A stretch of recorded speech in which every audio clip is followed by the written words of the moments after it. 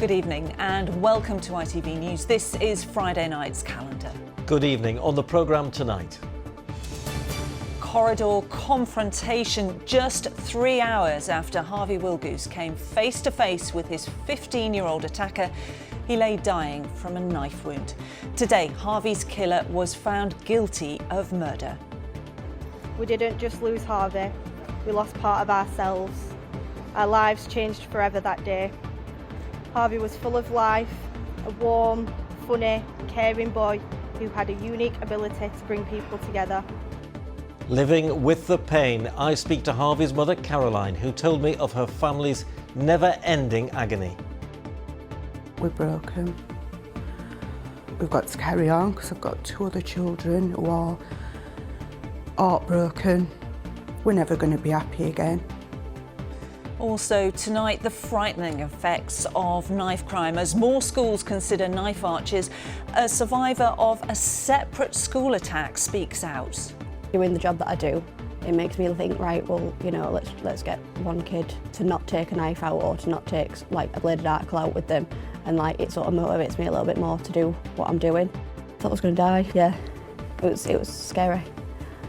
And the friends Harvey left behind reveal the extent of their loss and how they remember him through football.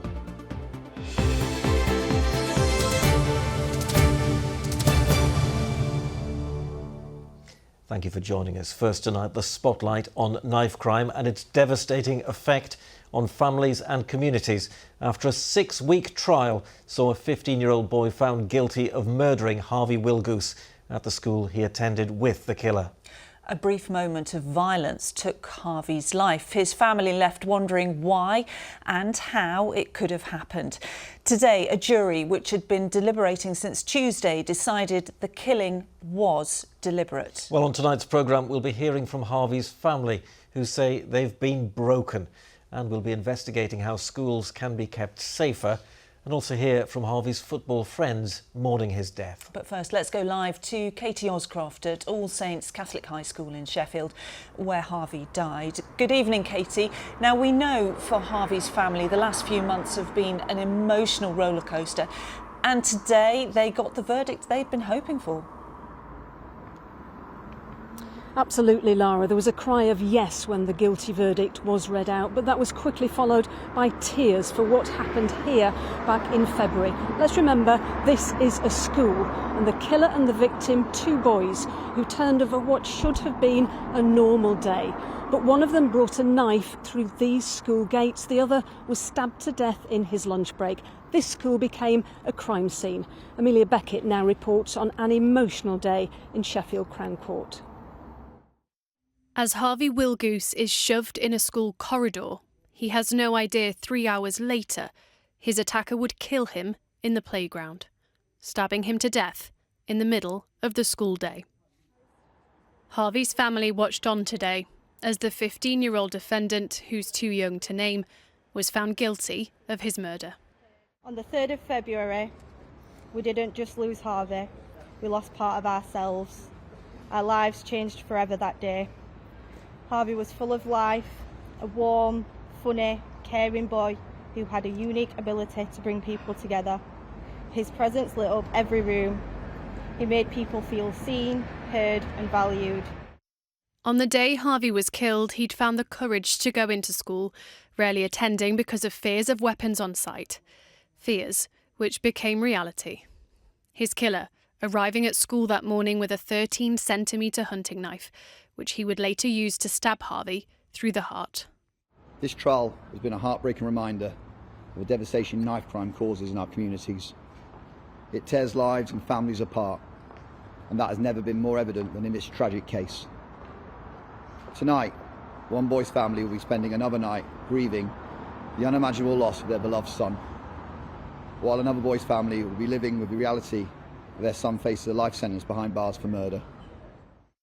In the moments after the murder, a teacher is captured trying desperately to retrieve the knife from the defendant. The defence claimed he'd lost control that day after months of being bullied. But the jury rejected that claim, finding this to be a deliberate attack. A boy stabbed to death on a school lunch break. Amelia Beckett, ITV News. Amelia Beckett reporting there. And as you've just heard on the court steps today, Harvey's family said that their lives changed forever the day he died. His mum Caroline says she will never be able to be happy again.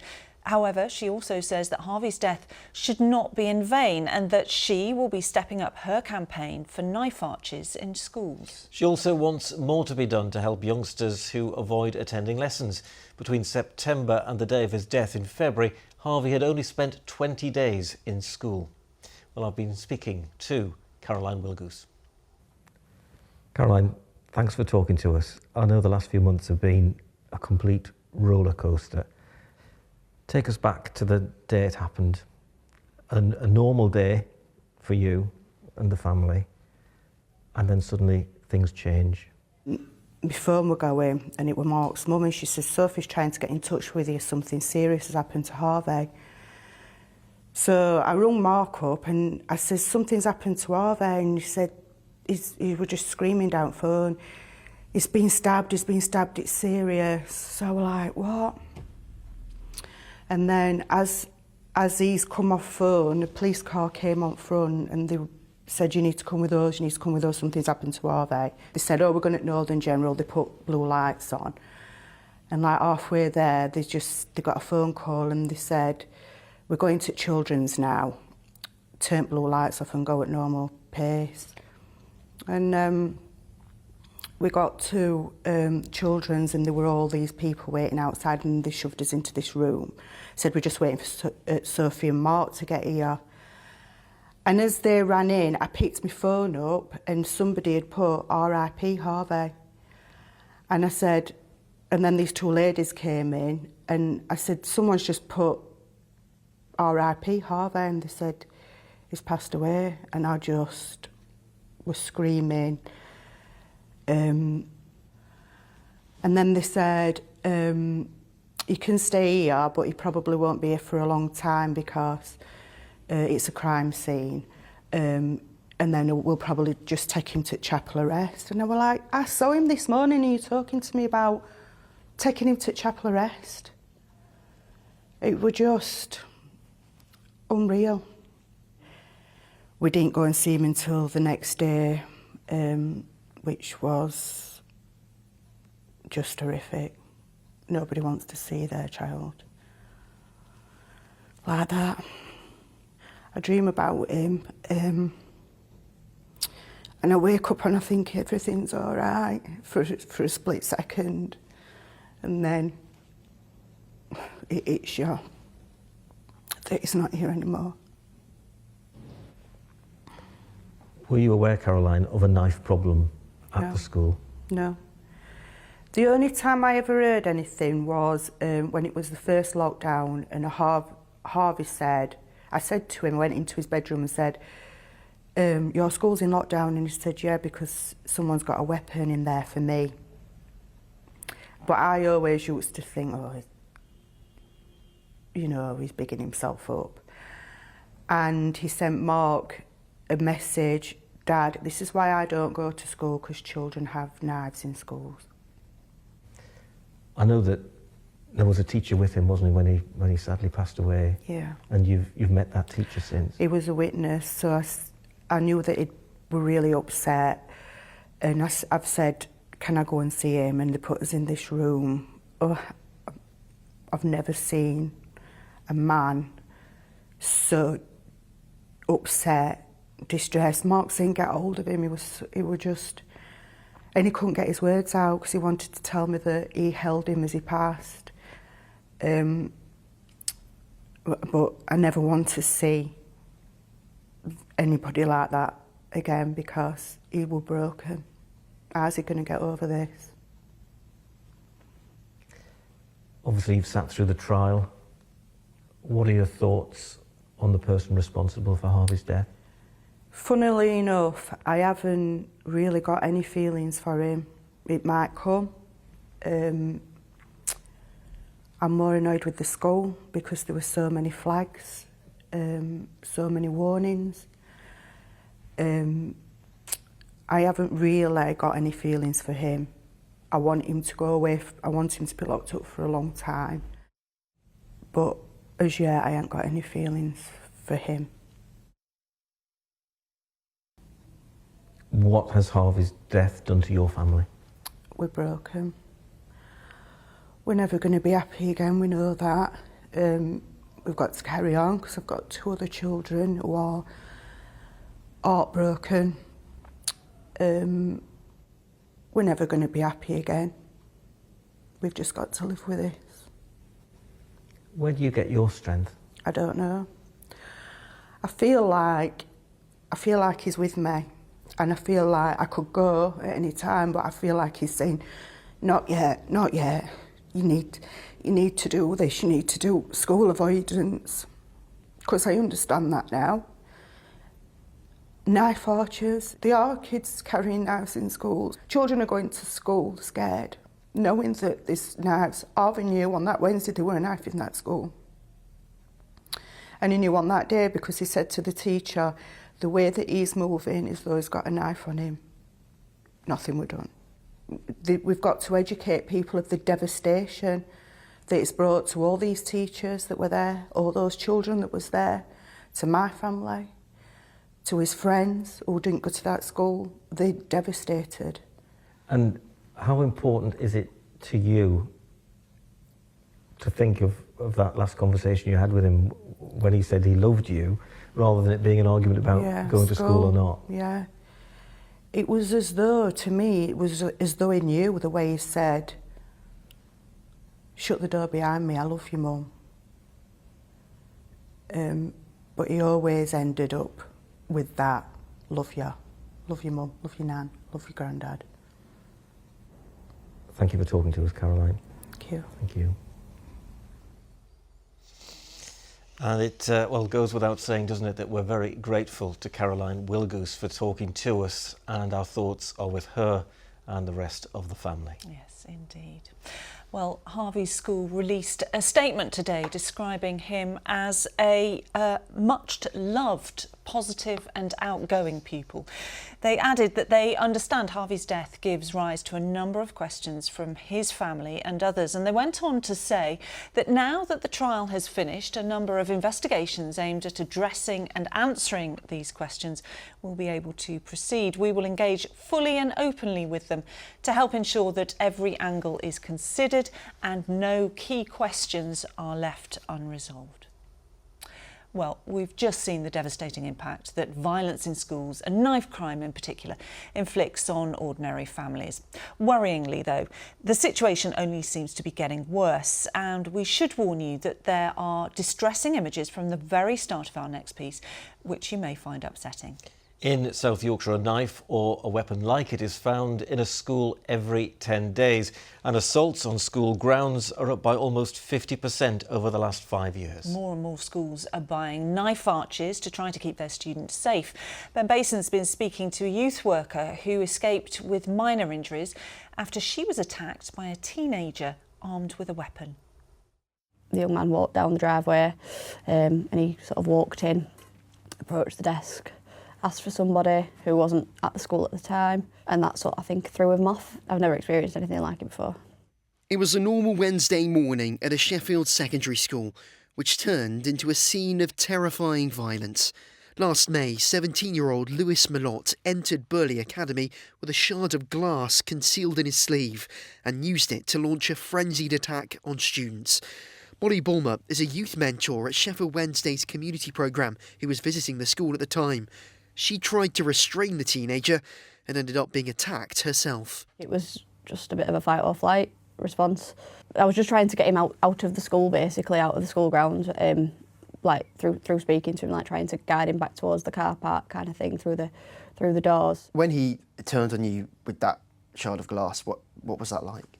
I thought I was going to die. Yeah, it was scary. Yeah. Awful.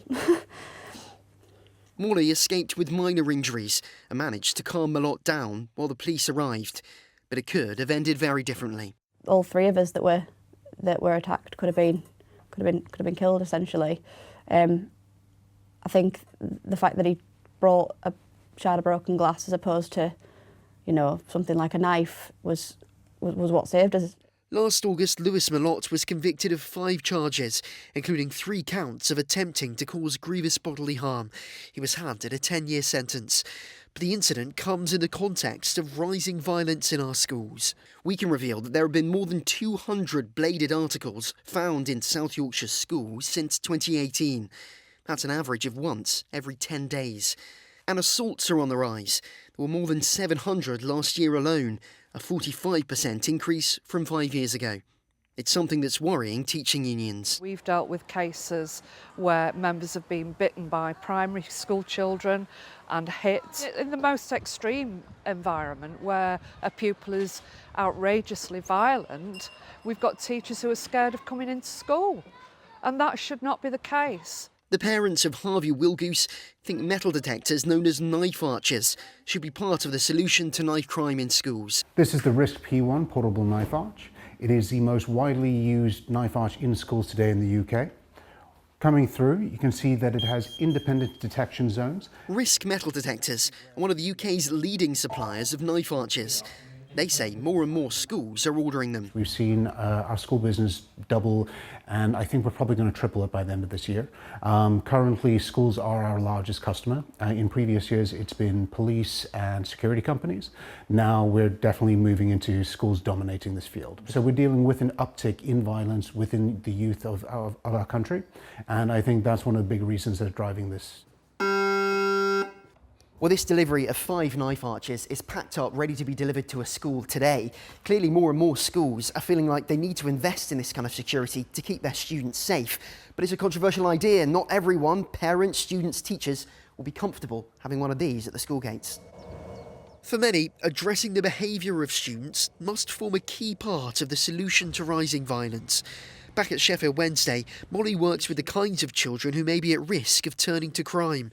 She says what happened to her shows just how important that is. How often do you think about what happened that day? Daily, yeah. It depends on the day, it's hit and miss. Some days I feel really angry, but other days it's like doing the job that I do. It makes me think, right, well, you know, let's get one kid to not take a knife out or to not take like a bladed article out with them, and like it sort of motivates me a little bit more to do what I'm doing. The shocking death of a student at school rightly puts the spotlight on student safety. But every incident of violence, however serious, leaves a permanent mark on those involved. And with more and more incidents come more and more big questions on how to look towards a safer future for young people. Ben Mason, ITV News. Yes, our thanks to Ben Basin. Some shocking pictures there. Well, one way of the ways knife crime is being tackled in Sheffield is with a boxing club set up specifically to help tackle the problem. The Olympia Health and Fitness Club was established by knife crime campaigner and former bodybuilder Trevor Crouch around 3 years ago. He knows all too well how ubiquitous the problem is, and Adam Fowler is there for us now. Good evening, Adam. Trevor's also organising an anti-knife crime weekend.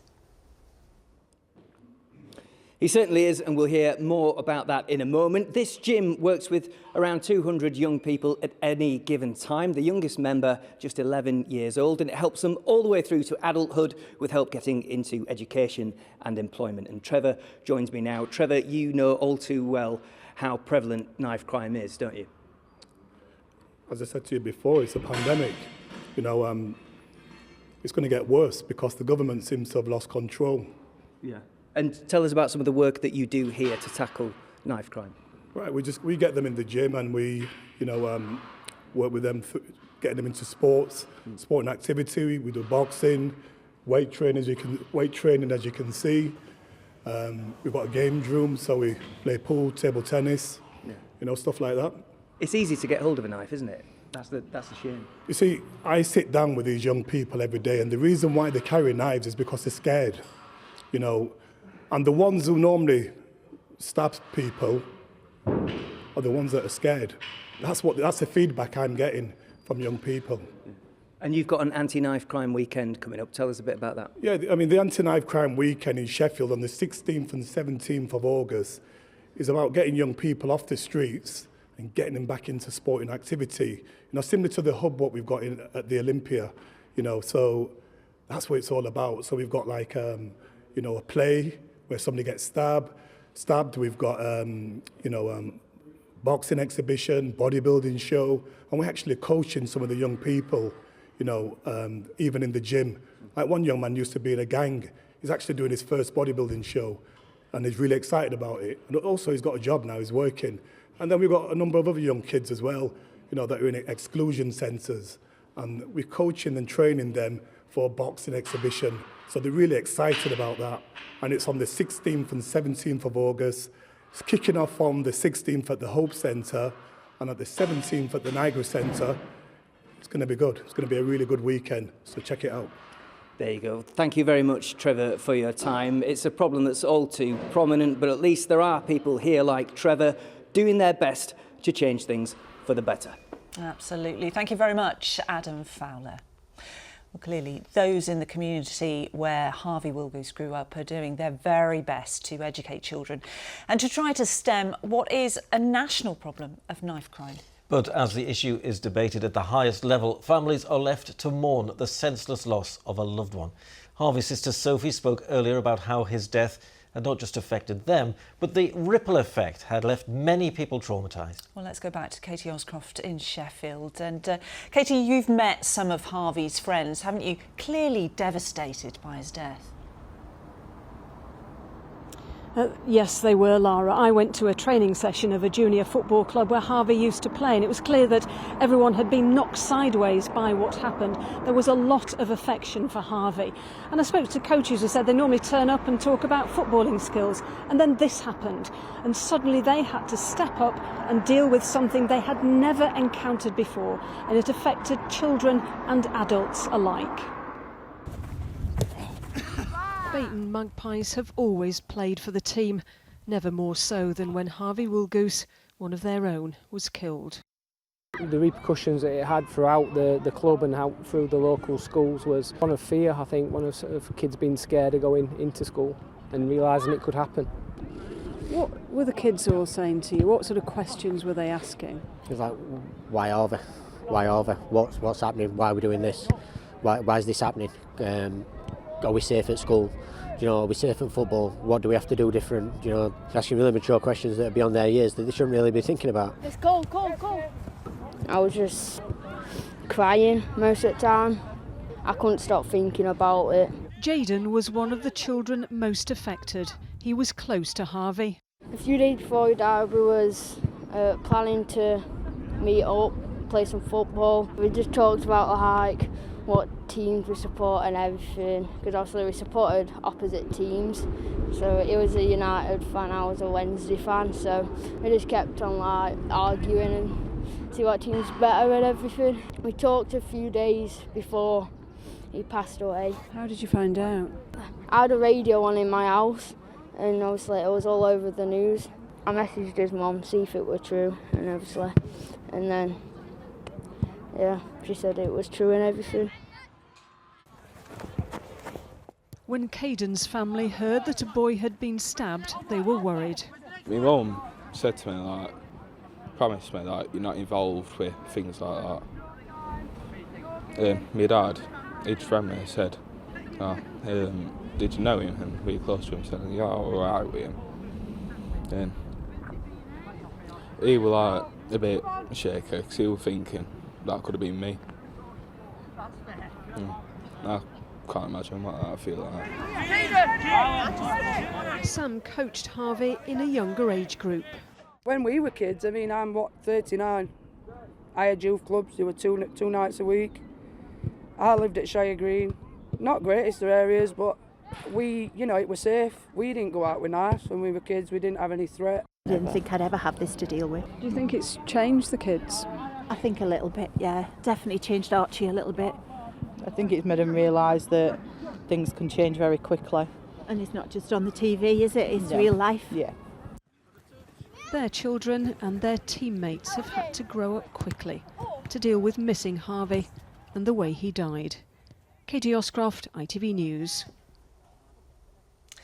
That was the friends of Harvey Wilgoose talking to our reporter Katie Oscroft there. And I think really important to remember that, those young lads, they're very young and they're having to deal with the emotion of losing a friend. Just 15 years old. All just terribly, terribly sad. And of course, you can read more on our website, itv.com/calendar. Now then, with news of some pleasant warm weather on the way, fingers crossed, for the next few days, let's get the forecast from Kerry. A clear start makes way for a day of ancient discoveries. TUI sponsors ITV Yorkshire Weather. Hello, a very good evening to you. It's not wall-to-wall sunshine this weekend, but it's not looking too bad at all. High pressure bringing us a mostly dry story. Plenty of sunshine around, especially on Sunday, and especially by the end of the weekend into the start of next week, it will warm up. We've just got a weak front coming through tomorrow, and then high pressure builds from the southwest, and as it migrates eastwards, it starts to drag up the warmer air from the south into the early part of next week. So for this evening, it's mostly dry and clear. The wind's easing a little bit, but still fairly mild for towns and cities, 14 or 15 Celsius. It's a full moon overnight tonight, actually officially during the early part of tomorrow morning. There are sun times for Saturday, 5:33 and 8:49. So as we head into tomorrow, a beautiful start and a beautiful end to the day. Warm, sunny, bright, breezy, but we do have a weakening weather front just for the middle part of the day, which will generate just a bit more in the way of cloud and the potential for a few showers, which are most likely over the Pennines. But temperature-wise, still 23 or 24 Celsius. Sunday looks lovely, dry, warm and sunny, some muggy nights to come and very warm temperatures into the start of next week. TUI sponsors ITV Yorkshire Weather.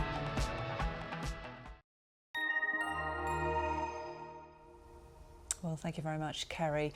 That brings an end to tonight on Calendar, on the day that a 15-year-old schoolboy was found guilty of murdering fellow student Harvey Wilgoose at their school in Sheffield.